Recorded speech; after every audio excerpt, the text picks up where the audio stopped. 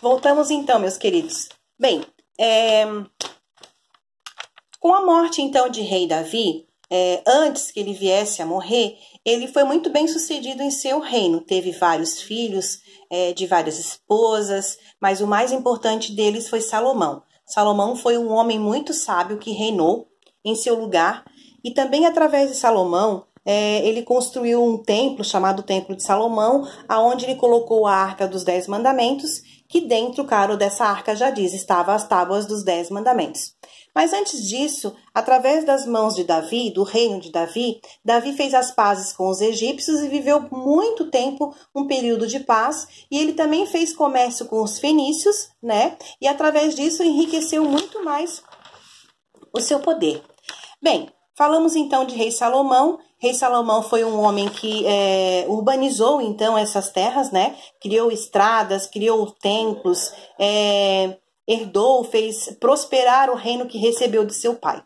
Bem, após a morte do rei Salomão, em 1931 a.C., ocorreu uma crise na monarquia.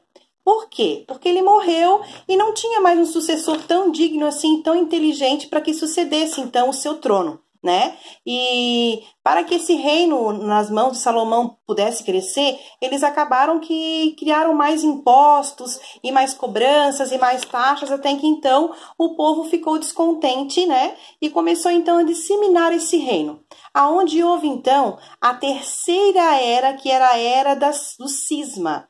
Essa era a terceira era então que o povo hebreu estaria vivendo. A divisão do povo hebreu deu origem, então, a 2 reinos. O reino de Israel ao norte, né? E a sua capital seria Samaria, com o rei Jeroboão. Aprofita lendo porque vai ficar mais fácil, essa parte é bem mais complicadinha, né? E depois também o outro reino que eu falei que se dividiu em 2 reinos, é o reino de Israel, e o segundo reino era o reino de Judá, que ficava ao sul, formado por 2 tribos, Judá e Benjamim, que receberam então Reboão, filho de Salomão, que então não teria herdado o trono lá em Israel. Quem sucedeu o trono em Israel, o reino em Israel, o trono, né, foi Jeroboão. Reboão, então, ele ficou lá no sul, foi para o sul e foi recebido pela tribo de Judá e Benjamim. Tornando-se, então, rei da tribo de Judá e de Benjamim, né, ao sul de Judá. Ao norte, então, estavam os